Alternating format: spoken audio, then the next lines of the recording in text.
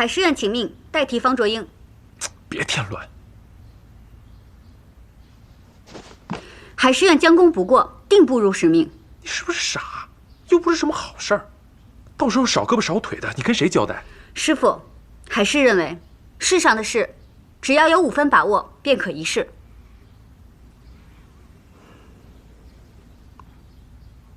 季风馆里的人，字典里从来没有尝试2字，只有万全的准备。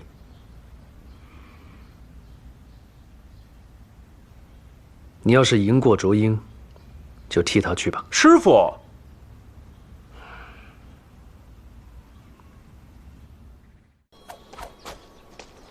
海师，我虽是你大哥，但既是比斗，我不会让你方寸。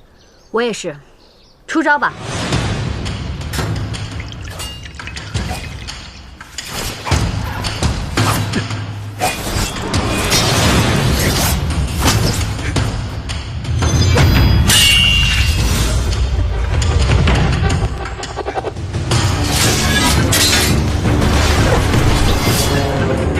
海师，快收手吧，再硬挺会受伤的。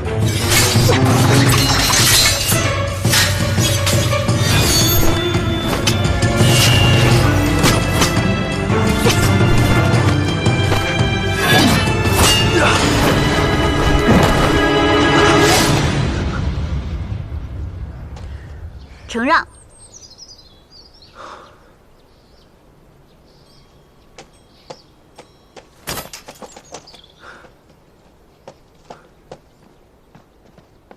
师傅，是我赢了，请把差事给我。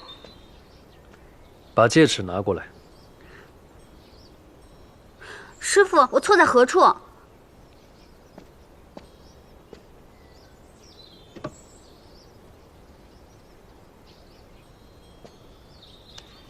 伸手。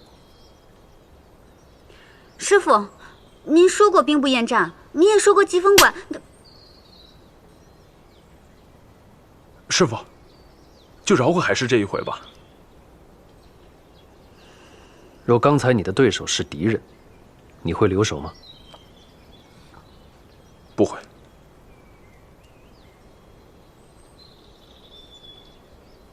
你现在知道错在哪儿了吗？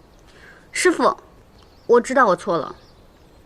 卓英刚刚说不会让我分毫，但卓英在关键的时刻确实让了我，这是兄弟情，所以做人不能只讲规矩，还要讲情理和义理。那你现在认罚了吗？